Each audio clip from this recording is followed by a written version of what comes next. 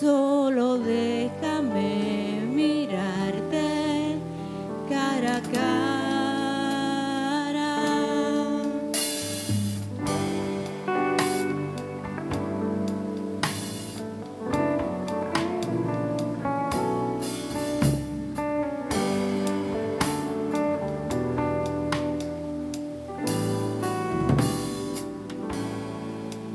Solamente una palabra, solamente una oración. Cuando llegue a tu presencia, oh Señor, no me importa en qué lugar de la mesa me haga sentar o el color de mi corona, si la llego a ganar. Solo déjame mirarte cara a cara, aunque caiga derretido en tu mirada, derrotado y desde el suelo, tembloroso y sin aliento, aún te seguiré mirando, mi maestro. Cuando caiga entre tus plantas de rodillas, déjame llorar pegado a tus heridas y que pase mucho tiempo y que nadie me lo impida, que he esperado este momento toda mi vida.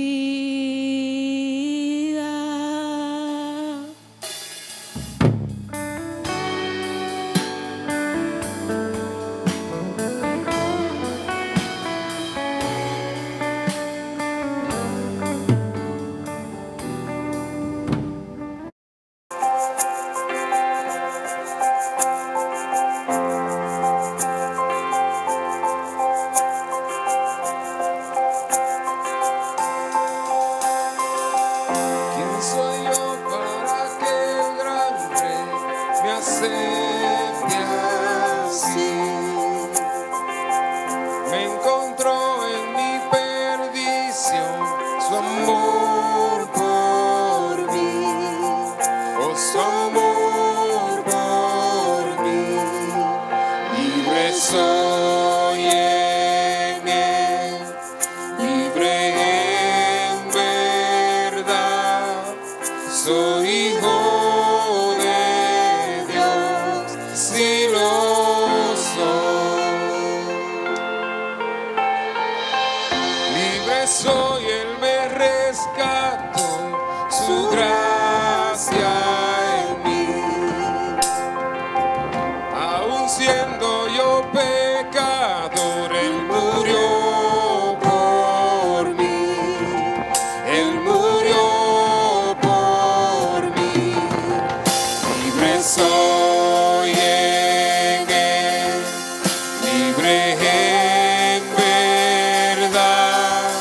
Soy hijo de Dios, si lo soy.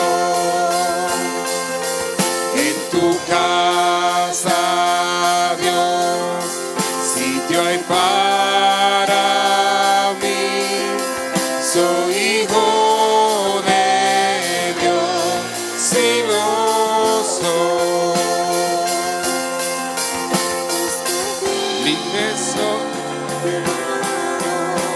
yo soy quien dices que soy.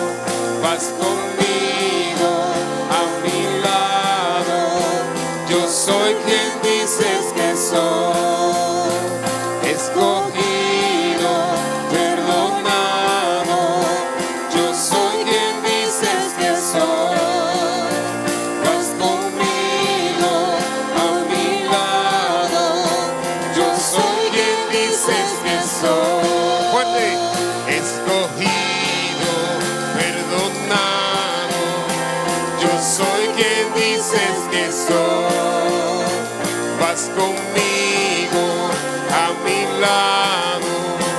Yo soy quien dices que soy. Yo soy quien dices que soy. Soy en él, libre en verdad. Soy hijo de Dios, si lo soy. En tu casa, Dios, sitio hay para mí. Soy hijo de Dios, si lo soy. En tu casa, Dios, sitio hay para mí. Soy hijo de Dios, si lo soy.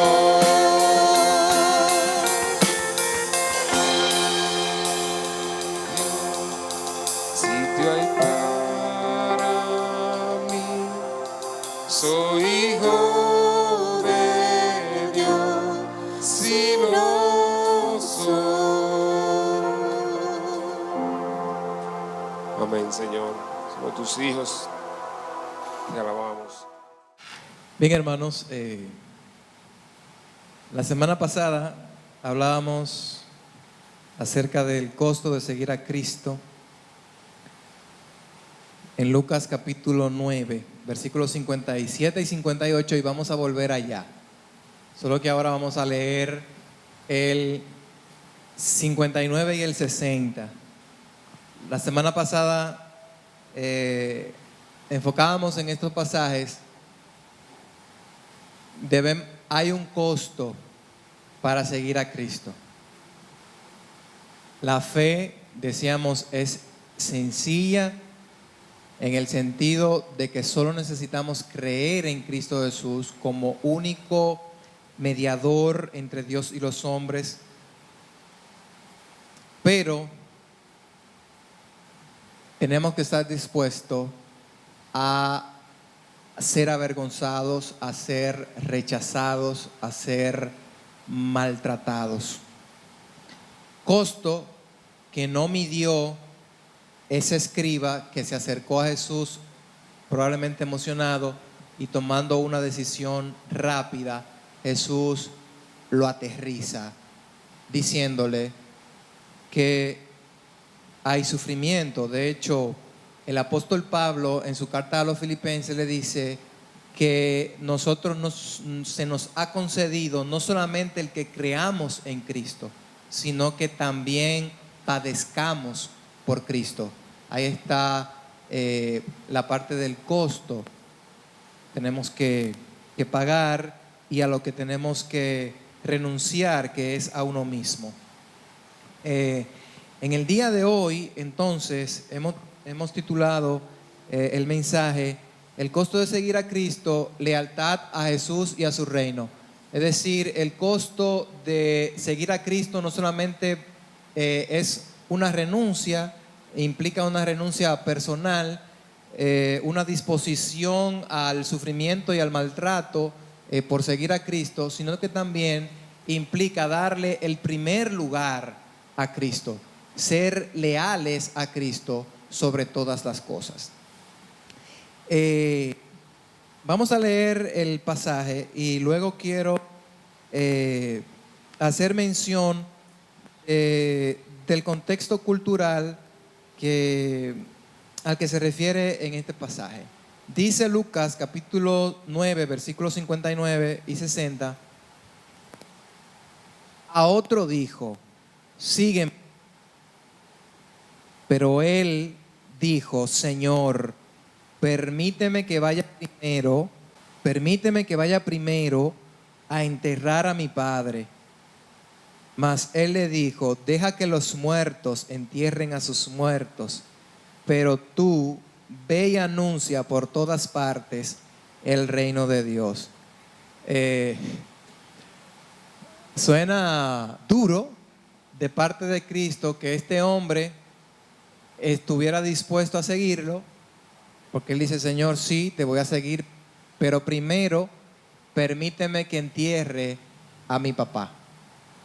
Suena, para nosotros suenan duras las palabras de Cristo.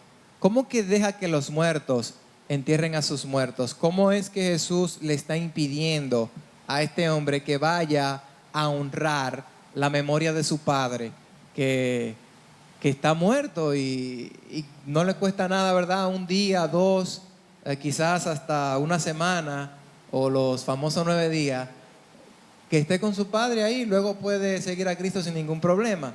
Sin embargo, para esta cultura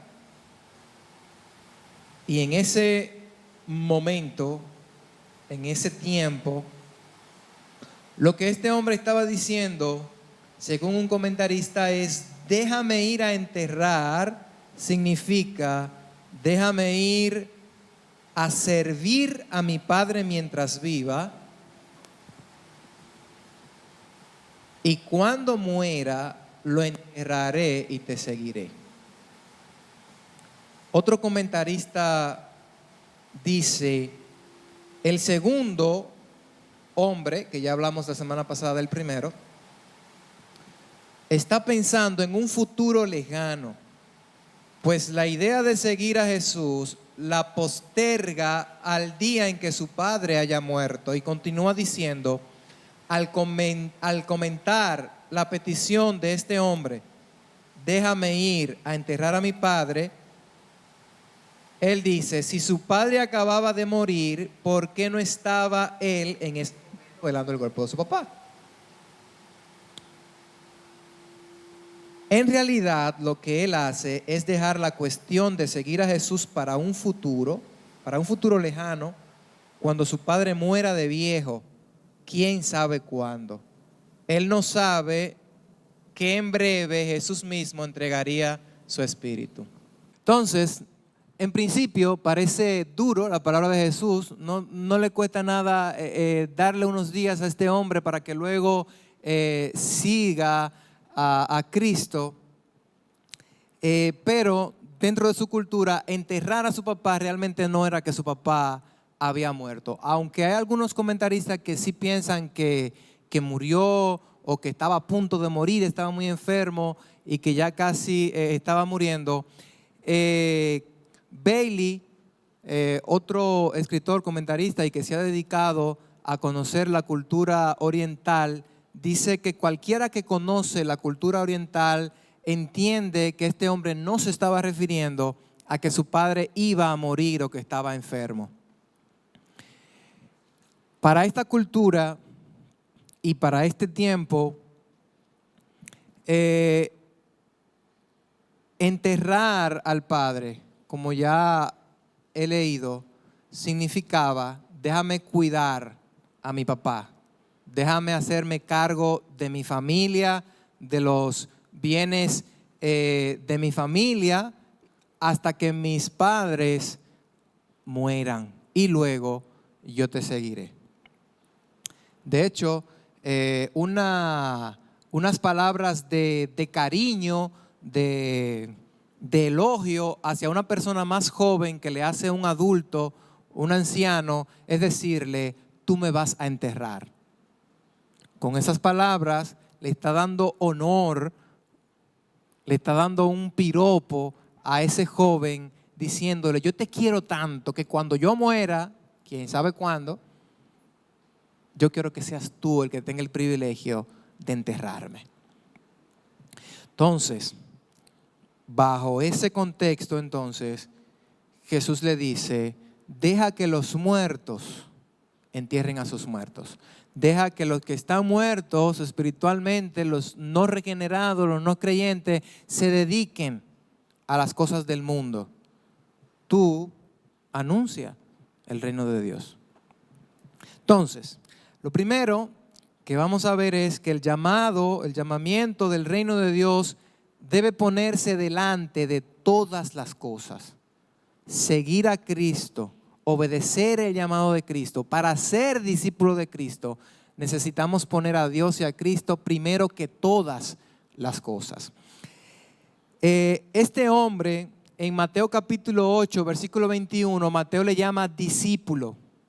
Otro discípulo, dice Mateo. Lo que nos da la idea de que la palabra discípulo tiene un contexto más amplio del que uno normalmente entiende. Por ejemplo, en Juan capítulo 6, versículo 66 dice que muchos de sus discípulos, cuando oyeron lo que Jesús dijo, se volvieron atrás y ya no andaban con él. Cuando uno escucha en la Biblia a los discípulos de Cristo, normalmente pensamos en los 12. Pensamos en un número, ¿verdad?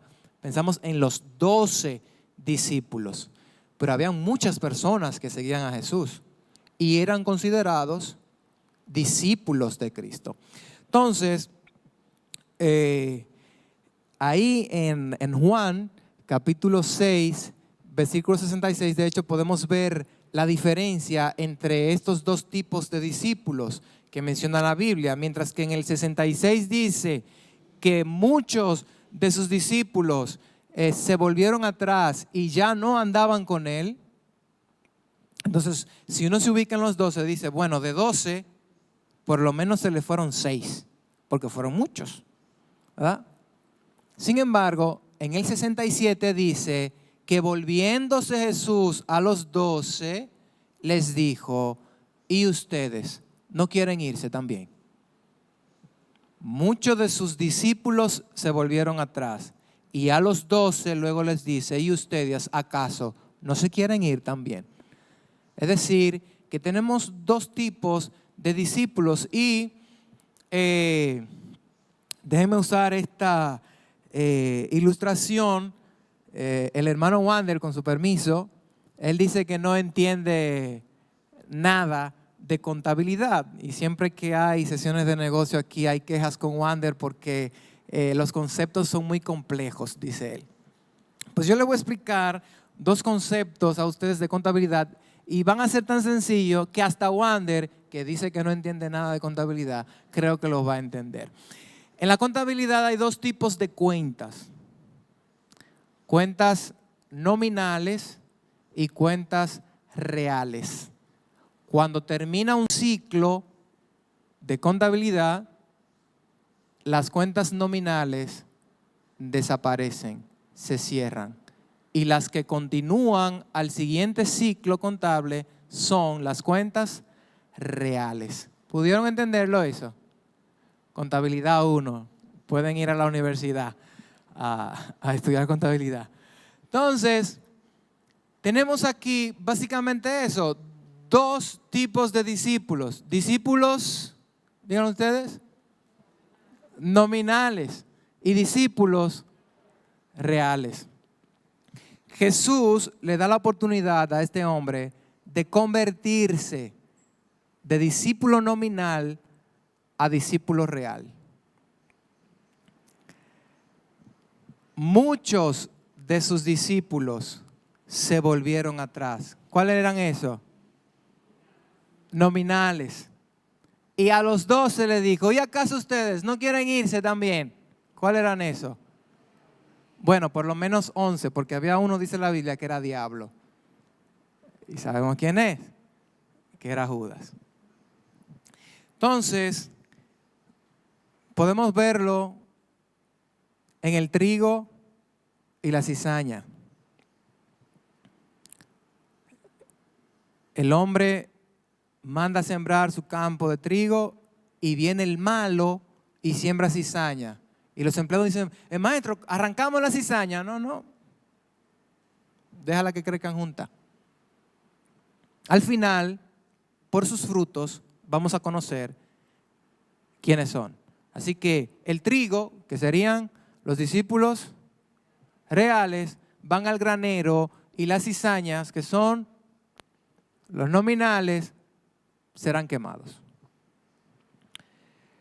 En Juan capítulo 15, Jesús dice que los pámpanos que den fruto serán limpiados, podados.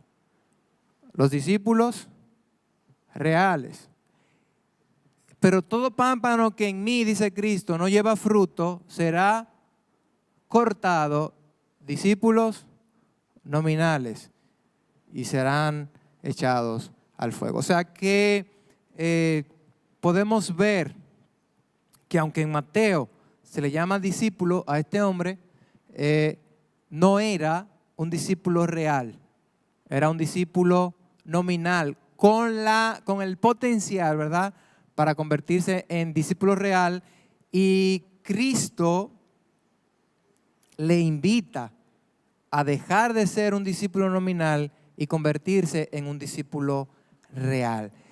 Pero este hombre, a diferencia de los 12 que renunciaron a todo, quiso posponer el llamado. Y la palabra posponer es una palabra compuesta del latín pos, que es dejar para después, y del verbo poner, sería ponerlo cuando, después de. Fíjense qué significado nos da el diccionario de la palabra posponer. Nos da 3. Poner o colocar algo o a alguien después de otra cosa o de otra persona. Número 2, dejar de hacer algo momentáneamente con la idea de realizarlo más tarde. Y número 3, apreciar a alguien o a algo menos que a otra persona o cosa. Darle inferior lugar en el juicio y la estimación. Cuando este hombre, que entendemos que su padre no estaba enfermo, mucho menos muerto, pospone el llamado de Cristo a convertirse en un discípulo real, le está dando poca estimación a Cristo y más a lo otro. Está apreciando menos a Cristo y más lo otro. Y para ser un verdadero discípulo de Cristo es necesario que nuestra lealtad primera sea a Él. Nuestro aprecio debe ser a Él. Al tratar de posponer su llamado de seguir a Cristo, este hombre dejaba claro que aunque quería seguir a Cristo, esa no era su prioridad. Y hay muchas personas que les gustan las cosas cristianas, les gusta venir a la iglesia, les gusta escuchar la palabra de Dios. No rechazan una invitación cuando se les dice vamos a hablar de la Biblia, vamos a orar. De hecho, lo estimula y hasta lo pide. Yo quiero que hagan un culto en mi casa. O yo quiero que toda la célula de oración la hagan en mi casa, por ejemplo.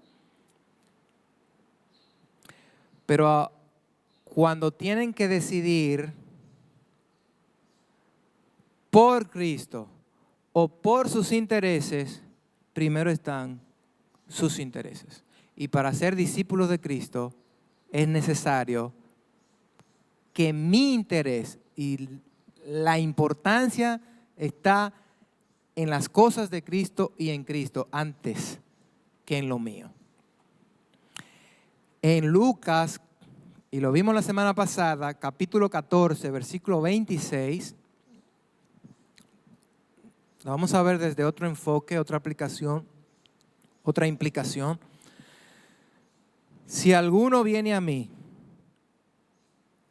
y no aborrece a su padre y madre, a su mujer e hijos, a sus hermanos y hermanas, y aún hasta su propia vida, no puede ser mi discípulo. El Señor le deja bien claro que quien desea seguirlo debe poner su lealtad primera en Dios y en su reino. Qué dura suena esa palabra, aborrecer, odiar. Y entonces, aquí podríamos ver una aparente contradicción en las Escrituras si Cristo nos manda a odiar a nuestros padres, madres, hijos, hermanos. Y luego nos dice las Escrituras, honra a tu padre y a tu madre para que te vaya bien y seas de larga vida sobre la tierra.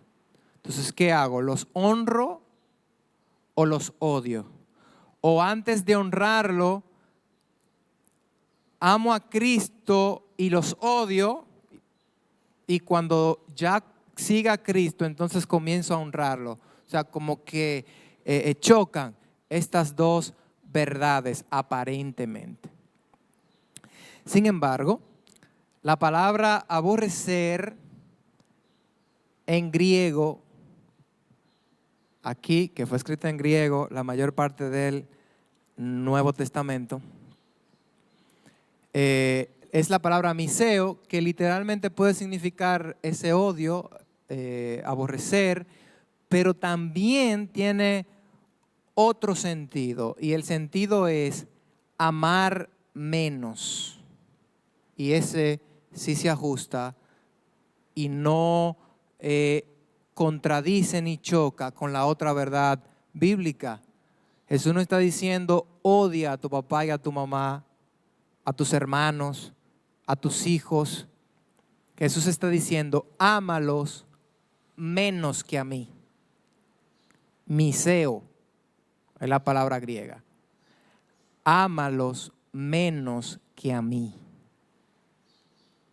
Y tiene sentido, porque podemos amar a Cristo por sobre todas las cosas, y debajo de Cristo entonces podemos amar a nuestros padres, podemos amar a nuestros hermanos, podemos amar a nuestros hijos, podemos honrar a nuestros padres y cumplir con ambos mandamientos. No hay choque alguno, no hay contradicción alguna. Hay una aparente contradicción, pero realmente no la hay, cuando entendemos el sentido de la palabra. Entonces, Jesús no nos está pidiendo que odiemos a nuestros padres, que despreciemos a nuestros hijos y hermanos, sino que le prefiramos a Él, que prefiramos su reino por encima de aquellos, que nuestra lealtad y amor debe ser el primer a Dios. Nuestra lealtad y amor a Dios debe ser el primer lugar en nuestras vidas si queremos ser discípulos de Cristo. Entonces, no solamente es renunciar a lo que tengo, sino también entender que Él tiene el primer lugar, debe tener el primer lugar en nuestras vidas. Si tenemos que ser rechazados por nuestros padres o por nuestra familia por seguir a Cristo, Cristo está primero. Y debemos estar dispuestos a ser rechazados incluso por nuestra familia por seguir a Cristo. Ahí estoy poniendo a Dios en primer lugar. No hay problema. Si la familia te acepta, si la familia te recibe, aunque no esté de acuerdo con que tú andes en el camino de Cristo, pero te acepta y te recibe con amor, muy chévere. Y hay familias así. Y usted no va a tener ningún tipo de conflicto en esa familia. Pero si fuera así, ¿estarías dispuesto a seguir a Cristo aún sabiendo que tus padres te van a botar de la casa? Que tu familia te va a rechazar, se va a burlar, te va a menospreciar. Entonces, ahí es donde viene la parte del costo. Mi lealtad al Señor. Número 2, entonces, vuelvo y recuerdo, número 1, el llamamiento del reino de Dios debe ponerse por encima de todas las cosas. Número 2, las demandas culturales de la comunidad no son excusas aceptables cuando uno se plantea el discipulado. Las demandas culturales no son una excusa aceptable para seguir a Cristo. ¿Por qué decimos esto? Porque ahorita hablamos de un contexto cultural, algo que creen en ese lugar. Y quienes no actúan de esa manera, lo miran raro, la sociedad. ¡Wow! Pero qué mal hijo. Se fue y ni siquiera enterró a su papá. Pero ya sabemos que lo que están diciendo es que ni siquiera se quedó hasta que su padre muriera. ¡Qué mal hijo! Hay una presión social en ese sentido sobre las personas. Si yo, por ejemplo, el caso de Juan y su hermano, cuando Cristo los llama, que dejan la red, el barco, dejaron a su papá y siguieron a Cristo, estaban bajo presión social. ¡Wow! Esos hijos sí son malos, tan buen papá. Y ni siquiera lo enterraron. Si nosotros lo escucháramos así aquí, dijéramos, ¡ay, sí, qué malo! Los amigos tuvieron que enterrar a los papás. No, su papá estaba vivito y coleando y sano. Pero ellos no se quedaron ahí con su papá hasta que él muriera, atendiendo los negocios de la familia, atendiendo al papá. No, ellos no se quedaron. Ellos se fueron a seguir a Cristo. Entonces había una presión social, una expectativa social. ¿Qué es lo que la sociedad espera que ellos hicieran? ¿Y qué la sociedad espera que nosotros hagamos? ¿Qué espera nuestra familia que nosotros hagamos? ¿Qué esperan nuestros amigos que nosotros hagamos? Y todo eso, pues bueno, si tengo que seguir a Cristo y ponerlo en primer lugar, probablemente eso implique no satisfacer las demandas social, cultural, familiar, y tengo que estar dispuesto a renunciar a eso también. ¿Qué espera la sociedad que yo haga? ¿Qué espera mi familia? Bueno, mi familia espera que yo me gradúe de la escuela, espera que yo vaya a la universidad y estudie medicina, que estudie leyes. Mi familia, la sociedad espera que yo me case, que tenga hijos, que prospere, que sea un hombre exitoso de negocio. Y entonces, ya luego yo podría plantearme seguir a Cristo. Cumplir con las demandas, con las exigencias espirituales. Para ser un discípulo de Cristo, necesitamos renunciar a esa presión, a las expectativas de los demás, incluso a las expectativas que yo tengo. En el versículo que leímos anteriormente en Lucas capítulo 6, 26, no solamente dice y aborrece a su padre, madre, mujer, hijos, hermanos y hermanas, sino que dice y aún hasta su propia vida. Entonces, mis propias expectativas, que yo quiero ser, que yo quiero realizar, que yo quiero lograr, debe estar por debajo de las demandas que el reino de Dios me hace. Y si esas demandas aún implicarían dejar de hacer algo, pues tendría que dejarlo o estar dispuesto a dejarlo para seguir a Cristo. ¿Qué estoy diciendo? Estoy diciendo que no se estudie, que no se trabaje, que no nos esforcemos, que no lo que nosotros llamamos progreso, casarnos, tener bienes materiales, es malo. Y tengo que renunciar a todo y vivir una vida ascética, ¿verdad? En la montaña, con la misma ropa, con la misma túnica, descalzo, probablemente comiendo poco. No estoy diciendo eso porque, de hecho, la Biblia motiva al trabajo. La Biblia motiva al esfuerzo. La Biblia motiva al estudio. Por falta de conocimiento, mi pueblo perece. ¿Y cómo se adquiere el conocimiento? Estudiando.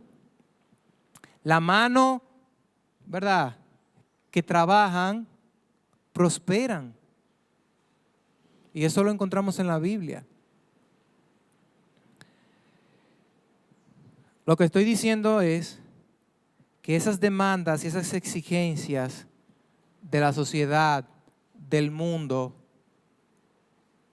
debe estar por debajo de las demandas y de las exigencias del reino de Dios. Si es necesario renunciar a eso, aunque lo vean a uno como un loco, mira, tan inteligente que era, pudo ser doctor y lo que estudió fue teología.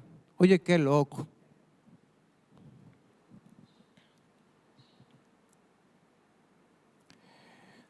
Wow, un hombre inteligentísimo, puede ganar mucho dinero en construcción, en un hospital, en una oficina, y lo que ha dedicado su vida es a predicar la palabra de Dios. La Biblia lo volvió loco o loca.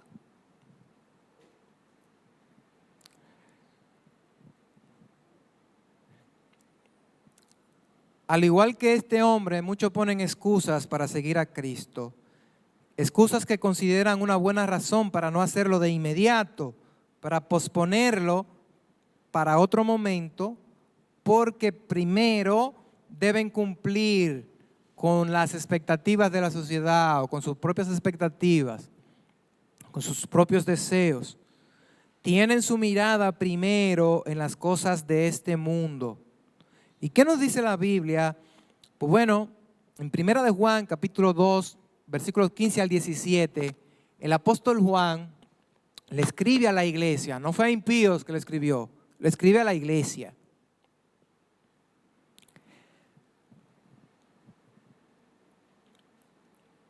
¿Qué le dice a la iglesia? Le dice, no améis al mundo,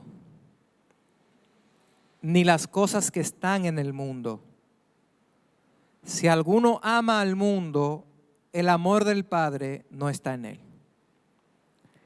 Porque todo lo que hay en el mundo, la pasión de la carne, la pasión de los ojos y la vanagloria de la vida, no provienen del Padre, sino del mundo.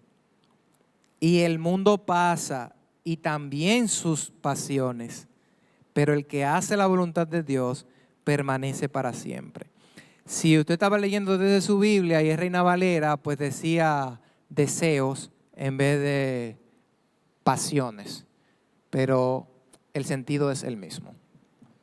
Entonces, hermanos, este hombre tenía una mirada en las cosas terrenales, en las cosas del mundo, primero. Él entendía que seguir a Cristo era bueno. De hecho, Mateo, ¿cómo lo llama? El otro discípulo. Otro discípulo, un discípulo nominal. Le gustaba escuchar a Jesús. Si lo llamaba otro discípulo, no era su primera vez. Es decir, Jesús iba camino a Jerusalén, porque dice versículos anteriores que ya su hora había llegado y Jesús entendía y sabía que su hora había llegado y se dirigió rumbo a Jerusalén para terminar todo lo que tenía que terminar y ser crucificado y resucitar y todo lo que ya conocemos. Pero en ese camino, que no era de un día para otro, entonces fue que se encontró con este escriba y también con este otro discípulo. Pero si Mateo lo llama otro discípulo, entendemos que no fue la primera vez que había estado con Jesús, sino que había seguido a Jesús por un tiempo, le gustaba escuchar a Jesús. La Biblia dice que muchas personas le seguían a Jesús porque predicaba y enseñaba como quien tiene autoridad. Y mucha gente seguía a Jesús por esto.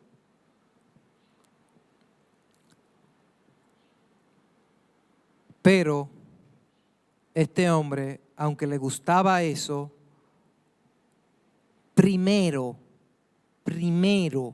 estaban los asuntos del mundo.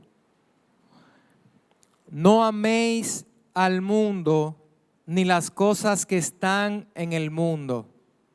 Juan 3:16 dice, porque de tal manera amó Dios al mundo. Y aquí Juan dice, no améis al mundo. Entonces volvemos otra vez, si no nos detenemos, a ver una aparente contradicción. Que no la hay. No está diciendo que odiemos a las personas que viven en el mundo. Más bien está hablando del sistema del mundo, de la corriente del mundo. Y eso lo notamos en el siguiente versículo, cuando él dice, ¿qué es lo que hay en el mundo? No dice gente. ¿Qué hay en el mundo? Pasiones de la carne, deseos, dice la Reina Valera, deseos de la carne, deseos de los ojos, arrogancia o vanagloria, como dice la Reina Valera, vanagloria de la vida. Y esas cosas, dice la Biblia, no provienen de Dios, sino del mundo. Y hay cosas que no son necesariamente malas en el mundo. Trabajar, como dije, no es malo. Estudiar no es malo. Que este hombre tuviera deseo de servir en su casa, a su familia, es loable, es admirable que una persona tenga deseos de servir a su familia, como este hombre quería servir a su familia. Qué lindo cuando un hijo o los hijos son atentos con sus padres, los cuidan, se preocupan, están al tanto. Cuando están enfermos, entonces, se preocupan. ¿Quiénes le pusieron la vacuna a sus padres? Y de una vez estaban interesados por ponerle vacuna a sus padres de 60. Ok. Los hijos de doña Clara tienen problemas, no estaban interesados en vacunarla. Doña Clara se vacunó el mismo domingo. Empezó el domingo y el domingo estaba vacunada ya. Porque sus hijos se preocupan por ella. Mi papá se vacunó este viernes.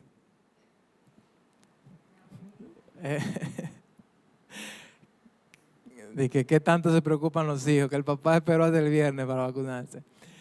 Es bueno que los hijos se preocupen por sus padres,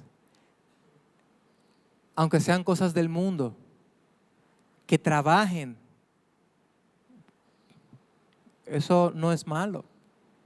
Que estudien. Eso no es malo.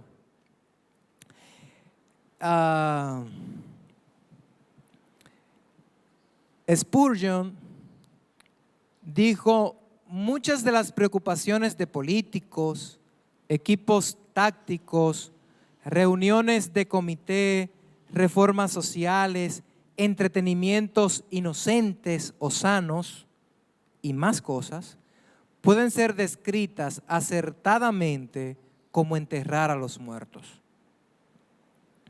Mucho de esto es muy necesario, propio y trabajo admirable, pero sigue siendo una forma de trabajo que puede ser hecha tan bien por hombres no cristianos como por discípulos de Cristo. Dejen que lo hagan. Pero si somos llamados a predicar el Evangelio, entreguémonos completamente a nuestro sagrado llamado. ¿Ven? No necesariamente tienen que ser cosas malas. La corriente del mundo no necesariamente tiene que ser cosas malas. Usted dedicarse a ser corrupto. Pueden ser cosas loables, admirables. Pero como dijimos desde el principio, mi lealtad primera, mi amor primero está en Cristo, debe estar en Cristo y en su reino si quiero ser un discípulo de Cristo. Deja que los muertos entierren a sus muertos. Deja que los demás que no son creyentes se afanen y se preocupan por conseguir dinero. Déjalos que se preocupen por eso. Por tener familia, déjalos que se preocupen por eso. Preocúpate tú por Cristo y su reino. Aclarando una vez más, porque son cosas que suenan chocantes y duras y que se pueden llevar al extremo y se han llevado al extremo de decir que hay que odiar a la familia o a la sociedad. Personas que no entienden la palabra.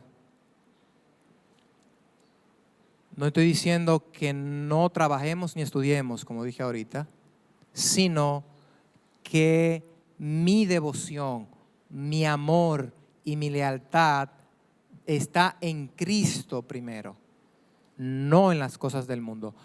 Porque dice en el 17, el mundo pasa y también sus deseos, pero el que hace la voluntad de Dios permanece para siempre. Y la semana pasada mencionábamos cómo Jesús dijo, el que quiere salvar su vida, la perderá.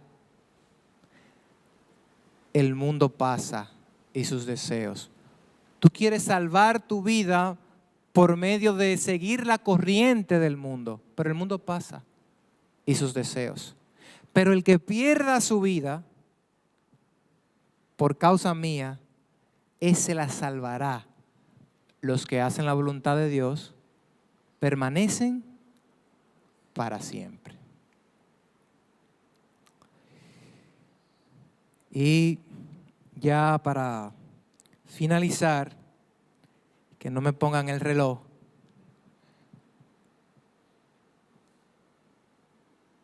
el sígueme de Jesús queda definido por el mandamiento de participar en el reino de Dios y proclamar el reino de Dios. Así que Jesús es el único agente de Dios a través del cual podemos expresar nuestra obediencia al reino de Dios. Jesús es el único agente a través del cual podemos expresar nuestra obediencia al reino de Dios. Jesús dijo, sígueme. Jesús en Juan 14:6 dijo, yo soy el camino. Nadie viene al Padre sino por mí. Pero también a sus discípulos le dejó un mandamiento. A este hombre le dijo, olvídate de eso, sígueme y anuncia el reino de Dios. Los discípulos de Cristo anuncian el reino de Dios. No solamente siguen el reino de Dios, sino que también anuncian el reino de Dios. Toda autoridad me es dada en el cielo y en la tierra. Por tanto, vayan. ¿A quiénes se los dijo? ¿A los nominales o a los reales? A los reales. Vayan y hagan discípulos. ¿Discípulos nominales o reales? Discípulos reales. Vayan y prediquen. Entonces, parte del compromiso que una persona acepta cuando decide seguir a Cristo y ser parte del reino de Cristo es anunciar el reino de Cristo. Y ahí entonces estamos cogidos todo porque quienes no forman parte del reino, discípulos nominales y no discípulos, están en el mismo renglón. Quiero que estemos de acuerdo con eso. Discípulos nominales y no discípulos están en el mismo renglón y van para el mismo sitio. Nosotros, entonces, decía que tenemos dos situaciones. Primero, los discípulos nominales y los que no son discípulos o los que no son cristianos, hay un llamado a seguir a Cristo, hay un costo que pagar. Ven y sígueme, porque el mundo pasa y sus deseos, pero el que hace la voluntad de Dios permanece para siempre. Y a nosotros, los que ya somos discípulos, recuerden, tenemos un compromiso con el reino de anunciar el reino de Dios. Venga tu reino, oh Dios, hágase tu voluntad, sea tu nombre dado a conocer. Sea tu nombre dado a conocer, y esa parte nos toca a nosotros, a los discípulos reales, a los que hemos decidido renunciar a todo, poner a Cristo en primer lugar. También tenemos que cumplir con el llamado de predicar el evangelio del reino de Dios. Amén. Dios le bendiga. Vamos a orar. Padre amado, Padre bueno que estás en el cielo, gracias por tu amor, gracias por tu misericordia, gracias por tu palabra. Ruego, Señor, que tu Espíritu Santo traiga luz tanto a las personas que no te conocen aquí en este día, para que puedan tomar la decisión de seguirte. No sabemos qué pasó con el escriba, tampoco sabemos qué pasó con este otro hombre, si al final decidieron seguirte o si simplemente renunciaron y echaron hacia atrás. Pero a estos que están aquí hoy, ilumínales para que puedan entender tu palabra y puedan dar ese paso de seguirte a pesar de todas las cosas que pudieran ocurrirles. A nosotros, oh Señor, perdónanos porque no cumplimos muchas veces con el compromiso que tenemos al haber creído en ti. Perdónanos, Señor, y creo que has enfrentado nuestras vidas para decidir, oh Señor, hacer tu voluntad, hacer lo que tú esperas que nosotros hagamos. A ti la gloria y la honra en el nombre de Jesús. Amén. Hermanos, estamos despedidos. La semana que viene entonces estaremos hablando del costo de seguir a Cristo, ahora enfocado en la autoridad absoluta de Cristo. Dios le bendiga.